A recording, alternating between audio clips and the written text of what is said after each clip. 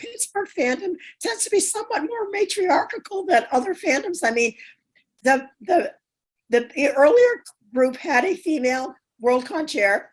Then there were you guys, you did everything. And then in 1986, Ann Cecil, Barbara Carlson, and Kevin Riley started Parsec. And that's been the longest lived science fiction club in Pittsburgh.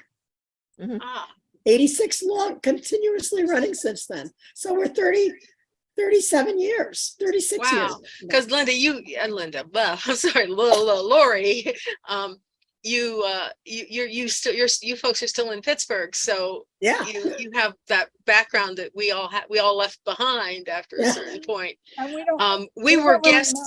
You folks brought us as guests at the 10th of the Flange in 1977. Edie, can you show Three the of us flyer, were please? guests We of have honor. a flyer from there that Linda sent us. Yeah, that Steve Davidson sent me. This Okay. It was published in Caras, my newsine, and I can no longer see all of the faces, by the way, so I can't tell if someone is showing it or not now. It's coming up now, Linda. There it is. If you can, see the larger picture of it, you'll see the prices are interesting. Yes. Oh, $5, $7. Oh yeah.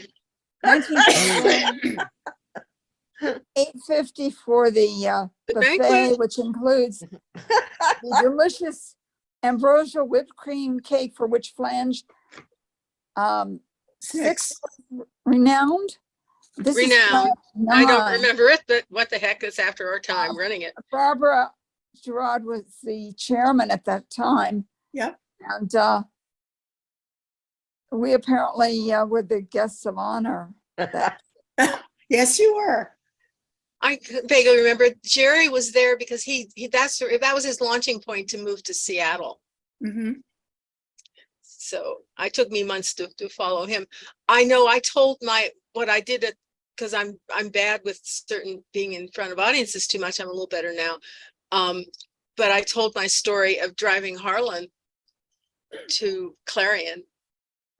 He was the instructor. The reason we ended up being able to get Harlan as our guest is that he was one of the instructors at Clarion, the original Clarion Writers Workshop, that the week before. And so since we didn't have to pay his airfare, which we couldn't possibly have afforded, he came down, and he came the next week and brought most of his class. And the class included Vonda McIntyre, Jim Salas, and Octavia Butler. Oh my God. And we did recognize, I mean, it was years later after Octavia moved here to Seattle, and I knew who she was, and I'd met her before, and I thought, oh my God, that tall, very tall, very shy Black woman in the circle who stood around us after we arrived in the middle of the night with Harlan. That was Octavia Butler. Oh my God. Oh wow. And we There's met a picture somewhere of that too. Harlan and that would be a fantastic picture. I mean, I would love to see that. That would be great. We have a picture of the class that I didn't even think of because I should have. J.K. Klein took a picture in a ballroom at Flange. Yes. Of them in the class, and they used that. Jerry will remember where we were. We were in California. We went to one of the libraries there had several years ago had a special Octavia Butler exhibit. It took up a huge room, and with that they did for her. And so we went to see it after the convention. And as I'm walking around, I look at this picture and I'm getting closer and realize what it is. It was the picture that J.K. Klein had taken at Flange. It was Harlan and the class. Yeah. I said, I know where that was taken. I have it somewhere. I didn't even. I do too, actually. So anyway, Ginjer was supposed to drive Harlan. But we were going to pick him up at the airport and drive him up to Clarion. But you were very sick and couldn't go. So I asked Linda and Ron to come with me because I really didn't want to drive Harlan by myself. Yeah. At that time we had just gotten the car I was using was out of my parents' business. It was an Opel Kadett station wagon, and that was back there still made in Germany. It was a very good car, but it was brand new, and I wasn't supposed to drive it more than 50 miles an hour for a period of time, and et cetera. And Harlan's plane kept being delayed. So by the time he got in, it was really late, and we had like a 2-hour at least drive or more up to Clarion. I've never been there before, which was another problem. So we picked up Harlan and explained what was happening. No, this isn't, Ginger's not here, and started up there. But I And was it was really, Ron and I in the back seat. you were in as- the back seat, and I was really nervous. And I'll just cut to the part where I started doing things like stopping at green lights and waiting for them to turn red. I think you only And did that once. I was anyway, at some point, Harlan took over driving. Harlan the Oh was my reason God. The reason I talking and mentioned the talking. car is that it was a European car, and it had different things were in different places than the usual US car. This is in 1970.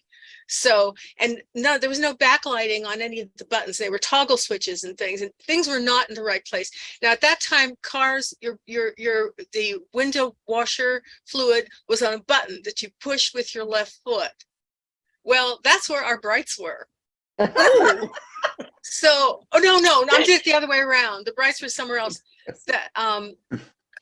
That was it. Anyway, it's a long story, but Harlan, I had to keep telling him where things were.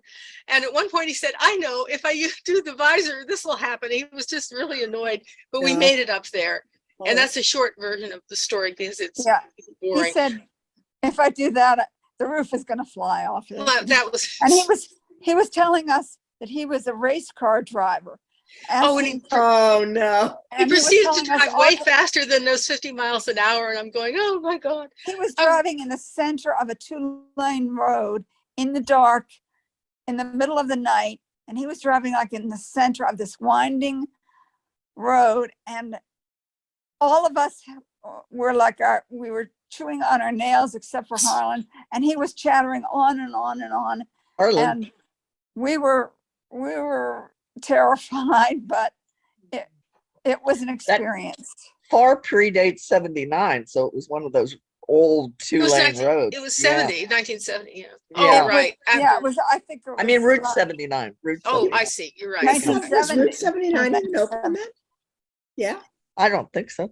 I don't think so either. Yeah, no, it would be. You're probably on Route 19. Pittsburgh lore. Was You're I probably- sick or was I hungover? No, you were sick. You had a Okay. cold. You might have Okay. been on Route 19 or something, because that goes a long Yeah, way. that's probably, yeah.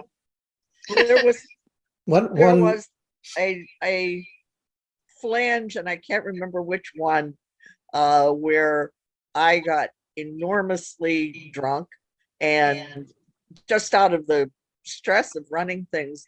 And I woke up I fell asleep and I woke up in the, I fell asleep in the afternoon, woke up in the evening, and Johnny Cash's television had a television show at NBC, a variety show, and he had Bob Dylan on as one of his guests. And I woke up to the two of them singing "Girl from the North Country" together, and I thought I was hallucinating.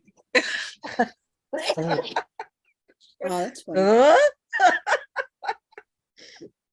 But I got through it all right. So I started to do a little bit about the movement from all of you folks in Pittsburgh to kind of the next generation, which was kind of Toffer. There was Frank Richards. There was John Karlovich. There was Oh Ira yeah, Kaplowitz. When did Ira Kaplowitz moved to Pittsburgh? I don't even remember, but he Yeah. was there for a while. And then Jim and me, Tom Lane, Laurie Cassetner Lane, Appleton. It tended to be Sorry. the people who were. I'd it forgotten tended that to be- Karlovich was part of the science fiction group. Oh, he was. Oh, yeah. Yeah. Yeah. We published him. I mean, we stayed friends for, when he would come to New York to go to theater and stay here and stuff like that. Yep. So, It he's tended to be still around too. revolving around CMU. And so there were always CMU students who were pretty much the presidents of the club, even though it was called WPSFA, Mhm. until finally everybody had moved away, except for Barbara. Barbara Gerard was like the last person left Isn't it? running it. Well, you guys moved away and came back, Rory. Well, no. There was an acrimonious feud at the end, and Jim and I got thrown out of the club. So it wasn't. We wouldn't have gone then. We moved anyway. But no, we were thrown out like a year and a half before. What did you do, you awful thing? Insubordination. We annoyed John Karlovich. It's all John right. Car- It's Oh, really you not. annoyed John. Yes, he could get annoyed. Yes, and he was a pain in the ass, so it's like, Yeah. big deal. But then we came back in 93. Oh, So long story. Jim is saying long story as Long to why story, you got thrown yeah. out. that's a long story. We'll leave it at that. There's tons of stuff. But yeah, and the other thing that was interesting was after you folks left and the next generation came in, most of them went to Boston eventually. There was Well, Toppers Frank wound up certainly in did. You Boston, guys did. Yeah. Ira, Toffer, Yeah. Jim and me, but later Yeah. we went to Steve Ohio Raskin. and then we went to Boston. Steve Raskin was one of the early people, and he moved to Boston and Gaffey Oh, aided. right. Yeah. But didn't he move to New York too? Well, that our Suzu and me and Jeannie and we didn't, but Linda and Ron wound up in Philly. Right. Yeah. Yeah. And I ended up in New York in 72, but it might be some confusion for a while there. I actually used your apartment, Ginjer, address for a few things, like because my parents didn't know I'd moved in with Jerry Yes, well, and Eli, but we were all housemate type situation. And so I had also then I started using I used my work address once I had a full time for a while there. I never did quite tell them that. Topper says curl the arm stopper. I don't know. I know that one. Now, yeah, who knows that one? I don't know that one. I didn't know know that that one. one. I can guess Thank But you. I can't Yeah, remember thank all you. of it. Thank you, folks, for putting Jerry and I think Fred and maybe that the Huntington Library in Pasadena Oh, was okay, where good to know. they did this, but the Octavia. We didn't know about it until we got there, and we're just delighted. We went after Corflu with Andy Hooper and Carrie Root and Jerry and I, and it was, oh my God. So that was Yeah, it's a really cool library. I'd been there once. I had no idea her work was there, but it was a neat place. Excuse me. Sorry. Poor Laurie. No, I'm really feeling, okay, this is an amusing talk. And when we laugh, we just cough more. That's all. It's So- ridiculous. So yeah, I mean, a lot, excuse me. So it's sad that Flange finally did die because I really enjoyed the Flanges I went to. It was a lovely convention. And you had a good time, I guess, when you were the guest of honor, because I remember I think that's the one time I met Jeannie. Oh, that's right. She came out for that. She Yeah. She did come to for years after that. She did go to World Cons on occasion. Mhm. And Once she bought the house and the beach, she sort of it occupied her money, but it also that's where she wanted to spend her time as much as humanly possible. It was not winterized, so she was there for about 6 months of the year, and then the other 6 months, well, she moved back and forth from New York down, but then she bought a house on the mainland for the winter. But her interest in traveling sort of diminished, and she sat on her lovely deck and watched the ocean. I think Dale, I'm just going back over some of our earliest folks who were part of our group from the beginning or almost from the beginning. Dale didn't really, Linda, you kept in touch with her more than. Yeah, because she and I were really good friends, and we share the house together with Ron and Dennis Danucci, who she married. But she was, as I said, she probably has never read a science fiction book in her life. So she only got sort of dragged into going with us to conventions and things. So she, and the early days of the club. And then when we moved away to Philadelphia, she was totally gaffeated. And I haven't actually, she always was extremely shy and is now back in her hibernating stage again. So I haven't been in contact with her for a couple of years. And some of the people that we brought in, I mean, we dragged them in like Jeannie and Dale. Other ones came in willingly, like Nancy Lambert, but we're not really hardcore traveling fans like you and I were, Suzel. But we did actually generate a lot of fans. I mean, if you look at the list over the years of the people who did become long-term fans, there's a lot that stem from our original starting of Whoopsfa, like Toffer. Ginjer would have never probably moved to New York. Who knows? Laurie Ginjer was ready to, after 25 years or so, Ginjer was ready to go somewhere else. But I don't know that you would have ended up finding fans. And a lot of the people who were. I wouldn't have wound up, if I had not found Fandom, I wouldn't have found my midlife career change, because through Charlie, I met Hartwell, who was like single-handedly responsible for an entire generation of editors, one of whom was me, one of whom was my, John, Patrick Nielsen Hayden, and I mean, so that through Fandom, I got my second career, and without Fandom, I don't think I would still have spent 50 years being a social worker. That no one does that. There might have been a different midlife career change, but that Fandom was my path into what became my 30-year worth of career.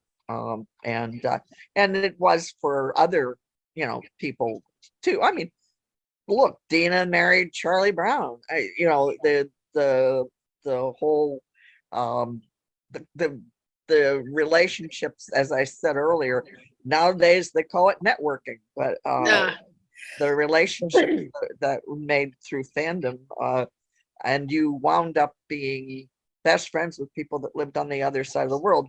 Bill and Mary Burns, we met at NYcon. Susan and I, traveled together for NYcon, which was, the first out of country WorldCon ever been to. With Mike O'Brien, and that's another with one. Mike O'Brien, our Pittsburgh, living close to Pittsburgh, not student person, was Mike O'Brien. And sometimes you run into people, even if they've dropped out of Fandom. I mean, we went to see The Return of the King in 2003.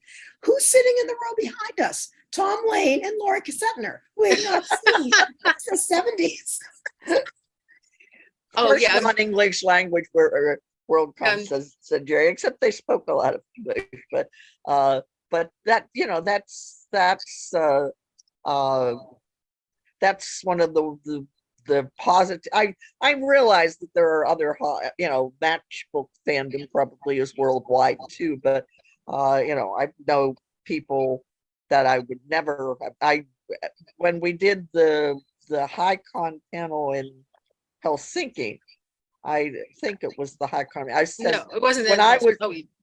We did one, but I had said that when I was 19 years old in Duquesne, if someone had said to me that I was going to be taking a day trip to Estonia, I would have thought, what?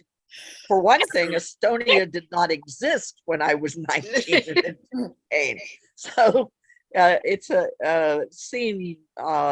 met people and seen parts of the world that never would have had I not met Art Vaughn, I guess. Yes.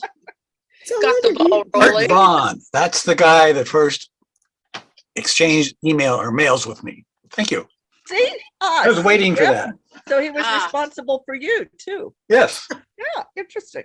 I was saying the other day, I saw him a few years ago and he was book dealing, basically. So I don't know, this was a few years ago. I believe he was book dealing back then at Markham. Yeah, I think he continued to do that. Yeah. On and off. Yeah. So Linda, do you think you would have written any of your books without having been in Fandom? Well, that's a kind of a different story, because I was really an avid science fiction fan as I said, from age 9. And I was a technical writer. So I might well have, and I loved Andrew Norton. My books are kind of Andrew Norton-ish. Mhm. I think I'm very well, my books. I think I would have found Fandom sooner or later somewhere, somehow. But if I hadn't met Irene and known about NYcon, it would have been some years later, and somehow I would have found it, I think. Because as soon as I heard about it, I went, oh my God, I've got to find these people. I've got to go to these conventions. I mean, Fandom was a way of life for me before You I found it. found Fandom, because I was a fan. And I you was dragged the me hardcore along one. for the ride, and I've been grateful. I was basically a reader, as I said, but I knew it I knew it existed thanks to Judy Merrill, I suppose. I don't, that those,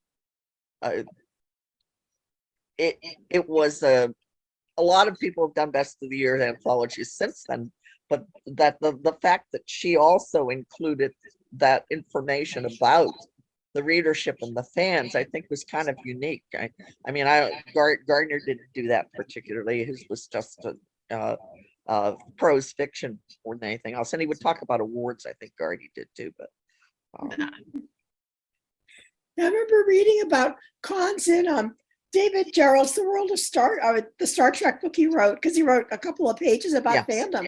And I read that in the summer of '73, and I was reading a lot of science fiction then. And within a year and a half, I was at my first con.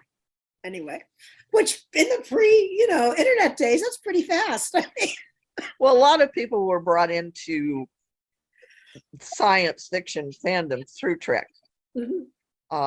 So they may have started out as Trek fans and then gone elsewhere, or started out as Trek fans, but then gone to a World Con, which of course always would have included some, Trek, and then later on Star Wars, kinds of gotten into fandom through media stuff rather than So what kind of media question though is, have you gone back and watched the original Star Trek series, and what do you think of it now? Well, has well, I was going to say, I mean, we have a FiOS package that has 152 million channels, and several of which are devoted to running the television that I watched 30 years ago. So there's at least 2 that run every day: Classic Trek, Next Gen, Deep Space Nine, Voyager, and even Enterprise. So I have seen them, through, not religiously, but I've seen them through the years. What did I think of it?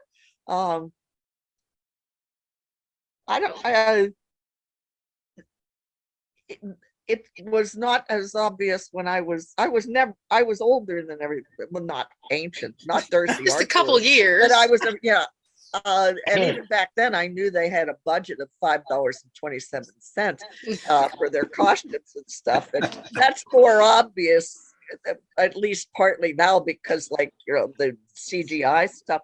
But I think there was some really excellent writing done, and of course they were doing, by the time Trek came on, and I'd always read short stories, I recognized the names of the people that were Fred Brown and Harlan, and I recognized the names of the people who were writing the scripts, and that was sort of introducing those writers to the people who were watching Trek too. So you watched Arena and saw that it was based on a Fred Brown story, and maybe if you liked it, you went and looked up Fred Brown, that kind of thing. How about you, Sizzle? Have you gone back and rewatched, just remembering your days back? Not recently. There was a time when they were running them and we were watching them again, but only 10 years or so later. I haven't watched, but I think I agree. I kind of remember them, and I remember the first time I saw it in color, because I thought that made a big difference. I had a black and white TV, and and it's, oh wow, that looks a lot better. But now if you look at it, you don't want to look too closely, because they had almost no budget, and they did the best they could. Yeah. I think that they were pretty good, but I really don't have much a specific opinion about them right now. Did you have what? Did you have anything, Linda, on that? I've certainly watched the original Star Trek more than once, and Babylon 5 too. I've watched them all. As I say, I'm avid. So I have watched them all. I think people gave more credit to Star Trek's influence on us at WPSFA than it really deserved, because that first issue or two of Grand Falloon, we had a lot of pictures of, there's a picture of Dr. McCoy, and there's mentions of, they're going to stop running Star Trek. And we have to write in, B.J. Trimble has a fund to bring back Star Trek, because it was now like major news in the world of science fiction. Star Trek became a major news item just in general. But we were really oriented more towards literary science fiction all along, which is why I never have gone to a Star Trek convention, by itself. And there certainly were occurring in New York City, and maybe Suzanne and Ginjer went to one of the Star Trek conventions, but No, Ginger's saying no. no, they were big deals too. I Yeah. mean, they were, We not didn't, Comic- but not I'd have been Comic-Con interested. big, but they were big deals. My Star Trek story, I can't remember what convention it was, one BayCon, but I met Vonda McIntyre when she wouldn't let me into a Star Trek party. Oh, And at BayCon, I met a guy named Earl from Canada, and he brought me into a Star Trek party. And Roddenberry's wife, Major Nash Barrett Barrett. was Nash Barrett, Major yeah. Barrett was there. But there was a Scientology convention going on NYcon. At NYcon, I did not become a Scientologist either. No. So these are other influences. And of course, there's always been a comic fandom that was sort of separate yet overlapping with science fiction fandom, just like there was a Star Trek fandom. And now there's a Star Wars fandom, and many of the other shows which are now accepted, generally, because science fiction has become the popular thing. It's no longer the niche that it was. So there are all these separate little fandoms with a lot of overlap. Well, it was before the comic fandom obviously has a long history. I read my brother's comic. Well, he bought them, I read them, but I never, particularly got into that. But I think it's interesting that the way things have shifted. I remember, and it was a long con. I remember when before Star Wars came out, they had a marketing plan to reach out to the science fiction community. They were at World Cons with displays of, the R2D2. They sent Gary Kurtz to one of the conventions to Drumbeat. I mean, they were looking for us. Now that's not true. They have, the media, science fiction and fantasy doesn't need to depend on the readership science fiction of science fiction and fantasy. But I distinctly remember, seeing a whole exhibit of the robots from Star Wars a couple of years before Star Wars was released as a movie. it was at Mid-Americon. There was a room downstairs with pictures and spaceship models and stuff. Yeah, and again, I remember that was part of Gary Kurtz's job, was to drumbeat, in the science fiction and fantasy, community. So, and things have changed a lot. I mean, when Linda was saying that it's now no longer niche, I mean, from the point of view of someone who did, professionally for like 30 years, when we would hire assistants at the beginning, if they could name a science fiction writer who wasn't Robert Heinlein, Isaac Asimov, or Frank, they were golden. But it got to the point that, at least in terms of fantasy, there were, all of the assistants knew the fantasy community. They all knew, could name fantasy writers. So it was no longer as hard to find somebody who could do that. Oh, Oops, hold we on. lost Linda again. I'm sorry, we We've lost lost Linda Linda again. again. Oh, One thing we did was we did collect some pictures. So Edie Stern's going to show a couple of pictures from blasts from the past. all right. Oops. We There didn't we look go. at his. Okay. That's And the one there's of Jeannie. There's And Jeannie. I know those other two people, but I just Wait, can't. is Is that that Bridget? Candace Massey? Is that Bridget? I No. think so. Yeah, I think that's right. Is it Bridget? I think it's so. Bridget. is it She's Bridget sort of- Zietzik? Yeah. I think Yes. it is. Okay. She sort all of right. vaguely lived with And us for a I- while. I know the guy, but boy, I can't remember his name. Sorry. He does look familiar. Yeah, there we go. Oh, that's one we showed already. Yeah. Yeah, there's great. Oh, we're going back over there's another Grand Falloon cover. And that is an excellent photo of Linda, who we've Linda. That's a lost very great again. picture. Yeah. And that's in the front, the stock in the front is Chuck Ryan, Linda's friend.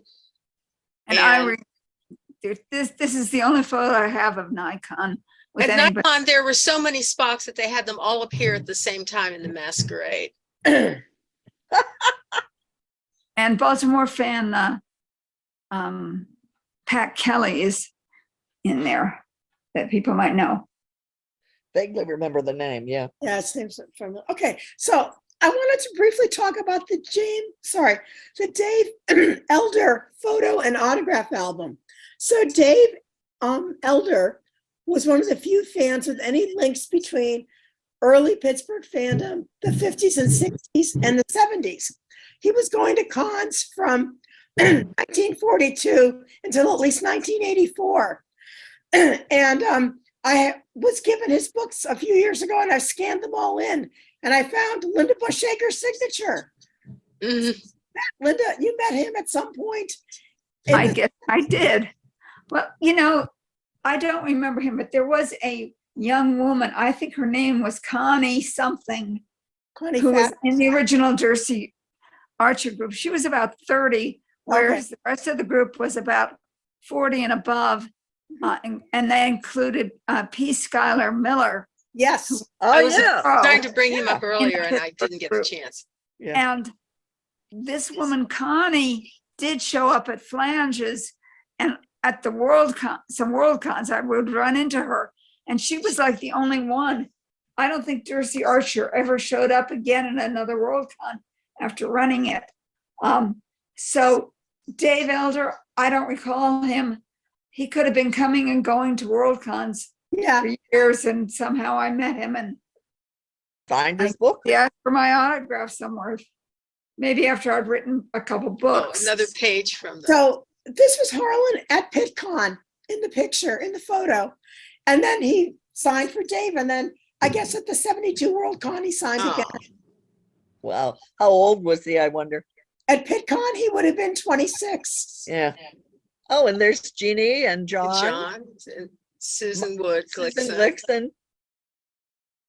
So it looks like maybe the 78 flange. I don't know, one of the flanges in the Flange 1975, I think it says. Oh, maybe. Okay. Yeah, Flange 10, 1975.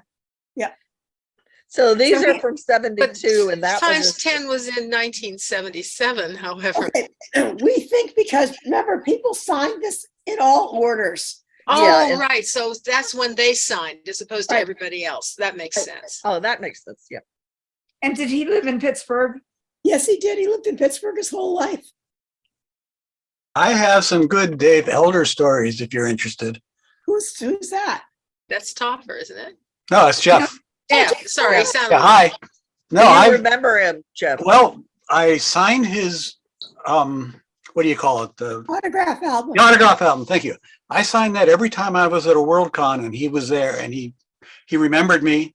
And so I had that. So I'm in that book on several different pages. Yep. But the really interesting story is when I was driving yellow cabs in Pittsburgh, I remember was that. I had a call several times in a bad neighborhood over like to the east of Dave Elder and his wife and like I think her sister called for a cab, and there I was, and I recognized Dave, and his wife was sitting on the front seat, and she pulled out the autograph book and started telling me about it, and I said, "Yeah, I know, I'm in there."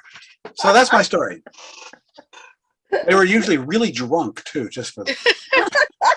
And it was Sunday morning after church. Oh, I then mean, they they got a belong cab to then. a really. But that's pretty much interesting all I have of that story. Well, anyway, But it's cool.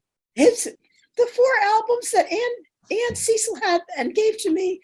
I finally finished scanning them in this summer, and hopefully they'll probably be at the FanX site or the Fan Encyclopedia site at some point.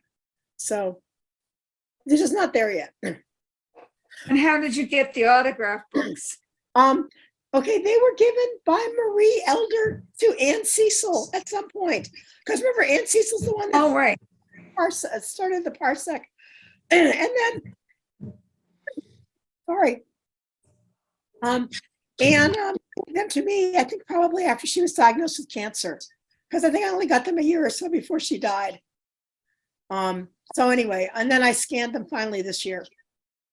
When you were scanning them, did you see the pages where I drew cartoons with my signature? I will have to look at that. Jeff Shallis cartoons. Cool. Yes, in those books there are some. Yeah, there's all kinds Very of primitive. That was my early days in that. Okay, I will double check. Well, it's been like an hour and a half. Does anybody have any other comments? Anything they want to talk about? Anything we've completely missed on Hey, this? can I say something? Hi, I don't know if you guys remember me. I was Eric the Half a Fan. Oh, Eric. Hi, you guys. I was kind of a hippie during those, yeah, but I have a great story, which had to do with that question about the transition from Star Trek. Oh, So, you know, I came into SF fandom as a huge Star Trek fan of the original series. And I went to it wasn't the first convention. I thought it was the first convention. It was the second convention in New York with my mom at the Roosevelt Hotel in Oh, yeah. 1975. Mhm. And I was there and I met, you know, Sulu and everyone. And like you said, it was smaller than anything pre-Star Wars, was still in that kind of more insular, you know, fandom era, even Star Trek. So, but anyway, I have a great photo from that of me in a Spock shirt with tons of buttons and me with Isaac Asimov. And I love that photo. Okay. Yeah. And I really treasure it. So skip to many years later, I got a job at the Museum of Natural History with Neil Tyson working on the planetarium. Oh. Yeah, which was like my best job ever and most fun and most kind of science fiction fandom-esque kind of context. So Janet Asimov was a big part of that institution, and she sponsored this lecture series. So my friend Carter, who's the head of the astrovisualization department there, he had seen my photo of me with Asimov because, you know, we were going over how to become space geeks, how did this happen in our lives, right? So he was like, well, you have to get that to Janet. And I was like, what do you mean? I can't, that's Asimov's widow. I can't approach her about that. I said, no, you've got to do this. And I'm going to set it up. So he sets up this meeting with me and Janet Asimov in Asimov's apartment on Central Park West. Okay. oh yeah. So that for me is like going to heaven. Okay. That's like going to like the Holy Land. Like, you know, so I go to this apartment. It's this very beautiful apartment. And Asimov's typewriter is there, you know, and all the books and everything. And I have this photo. I think she probably sees hundreds of these photos, right? But she looks at the photo and she says, oh my God, this is so moving. I love this photo. Can I keep this?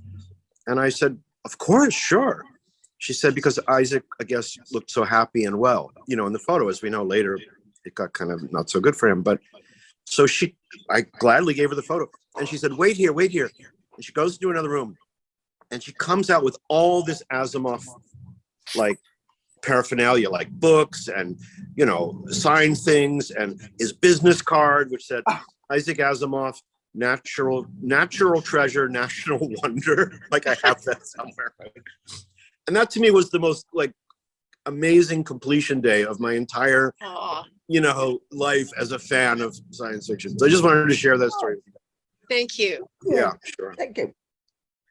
Any other questions, comments, anything from the panel? Laurie, what are you doing? forgotten to plug my computer in, and my computer's about to die. And the only Ah. place I could plug it in was to take it across the kitchen. I was doing that early. Anyway, I guess back to Laurie's My question. Any other God, comments or questions? Any other questions, comments, stories from Pittsburgh, anything? We have a question from Dave Emerson. Yeah, Okay. Hi, David. not a question. I've got a couple of stories about flange. Um, Okay. One is that the first production of the Mimeo Man took place at Flange. It's true. I can't remember which one. Maybe, It was. It was, we were 74. at maybe Seven. 3, yeah, maybe 3. wasn't it 2? And wasn't too. Yeah, I thought Mosh was going to be here, but anyway. yeah, go too ahead. bad Moshe's not on the call. But I remember that we've discovered that there was a Baskin Robbins close to the hotel, and Moshe had not only written most of the lyrics for the Mimeo Man, but had also taken a little snippet of tune that I had come up with, setting the name Baskin Robbins to the Hallelujah chorus. Baskin Robbins, Baskin Robbins. Moshe had written out the entire thing. He had written lyrics for the rest of the krill. And so it may have been the cast party, or it may have just been a bunch of us fans. We all trooped into this Baskin Robbins I heard about this. without saying a I was word. there. We just broke into song, sang the entire Baskin Robbins chorale. And when we came to the finale and the end, big, big chord for the chorus, then stopped and all rushed to the counter and ordered our ice cream. The people behind the counter were nonplussed. Puzzled, perplexed. Thanks, Dave. That was nice. The other story was about the what I referred to as the infamous drug panel, which wasn't actually a panel about drugs. I think the title of the panel at Flange was the Sensuous SF Writer. And Lester Del Rey, Bob Toomey, Terry Carr, and Robert Silverberg were on this panel. And they were talking about, how to write fiction with bringing in sensory details and stuff like that. And it was actually kind of dry. This was right after the book The Sensuous Woman was published, and Isaac Asimov came out with a parody of it called The Sensuous Dirty Old Man. Yeah. And so we all thought, okay, the Sensuous SF Writer, this is going to be about sex, right? Wasn't. But at the very end, when we opened it to questions, somebody in the audience said, I want to ask each of the panelists, have you ever done any drugs? Have you ever written on drugs? And if so, what was the result? I can probably answer for each one of those authors. Go ahead. Well, Lester Del Rey, being somewhat conservative, only confessed to having written on some kind of steroid, I think it was, for some kind of medical thing. Oh, And yeah. da, da, da, da. Prescription. And then Toomey gets up and says, oh yeah, I've written on da, da, da, da, da, da, da, da. And he names like half a dozen different drugs. And he said something about, I want to throw 10,000 words on speed. And the questioner from the audience said, was it any good? And he said, yeah, in fact, I ended up expanding it and sold the novel. And then Terry Carr was next and was somehow distracted by all the wallpaper on and he, said some stuff. And it finally got to Silverberg, who prefaced his remarks by saying, firstly, I would like to make it clear that I have never done any illegal drugs, especially not this afternoon. And furthermore, I have been in Brooklyn all weekend.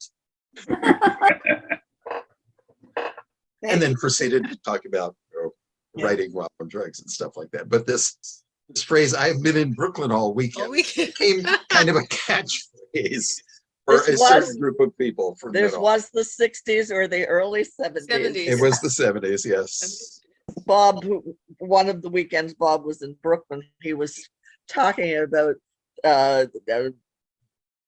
the transcendental experience he had I don't know if it was the first time he dropped acid or a time when he was looking at the pattern of their oriental rug and it was writhing in beautiful ways. And I'm sitting there thinking, I don't get this. I just don't get it. But I suppose, you know, as a creative experience, it was the 60s and the early 70s. Thank you for sharing, Yeah. David. I'm sure we could have many flange stories. Yeah, Well, you know, I could say I have some relative to ideas. that I as a, told the famous secret hand group of fandom story. That's not a flange story. Jerry was there. That wasn't flange. What was It it? wasn't flange. Wasn't it Yes. 75? I forget now. It That was was- flange. It wasn't a flange. I don't think. Jerry I was think there it was too. a flange. It was a there. flange. A Jim was flange. there. Wait a second. It I must- was there right with Ro Nagy the whole way. Yeah, Well, I It OC. was a flange. yeah. Ro Nagy was the one who wrote it up for a fanzine. Mm-hmm. And I so give did you- Bill Bowers. Bowers give wrote you- it up also. Get her off Enough. of me. You're fine. It was Yes. about in the mid 70s. Oh, And I lost Two the non- Zoom. we were there, and two non-fans found their way into the party, right. the con suite, and they started going around to all the women and saying, "Hey, wanna fuck?" That was their There were wonderful two way of getting to know Comment. others. I'll be back. I college know guys, this weren't they? story. And Ro thought this was very Uncool. presumptuous of them, and that they deserved to have something happen to them. And so what he did was he went down to Pasha van Sternberg, who was a stripper and in her real life, and told her this and said, can you come up and kind of make these guys think that you're gonna go off with them, but then thwart them and as a punishment.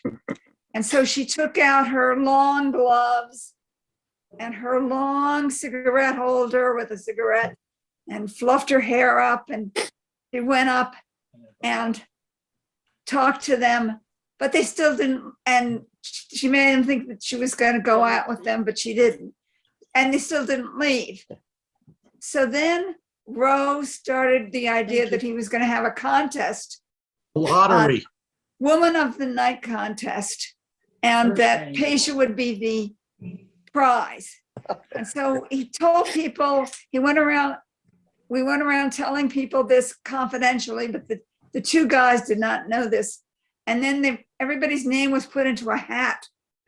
And then they pulled out her name as the prize. And then they pulled out a woman's name, one Jean- Pasha.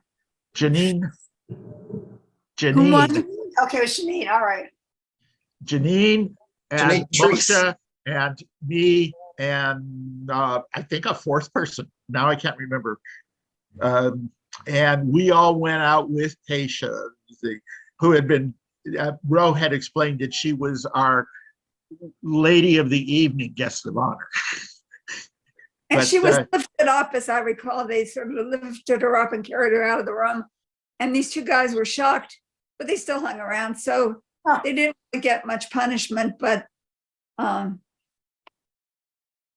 it was an Anyway, interesting. that was a funny story. It's, you know. And if you weren't there, you were probably asleep because it was late. Something. As I As recall, I- the actual hand grip was something about grabbing a crotch. Yes, it Yes. was. Yeah, Yes. it was. Yes. Yeah, I think Rose said to Pasha, you know what the secret hand grip fandom is, don't you? And she said, yes. And then he Yeah, showed pretended to. something like that. Yeah. Well, any other final comments and questions, anything? So I just wanted to thank you folks for putting this all together and giving us a Yes. chance to try to remember. As I said to someone earlier, when I was talking to them, I'm having a Zoom thing this afternoon where I have to remember what happened 57 years ago. And thanks to We Edie, did, I guess. thanks to So Edie and Mark for all their work on this too. Thank them. Oh, yeah, definitely. Oh, yeah. thank you very much, Laurie, for forcing your voice, and to Oh, Edie for yeah. Setting everything up. and Edie and Joe and Thank- folks at fanup.org who's putting this all together for us. Woo! Many times. So- We've enjoyed many of the Zooms. Thank you so Thank much, you. Edie. Thank you.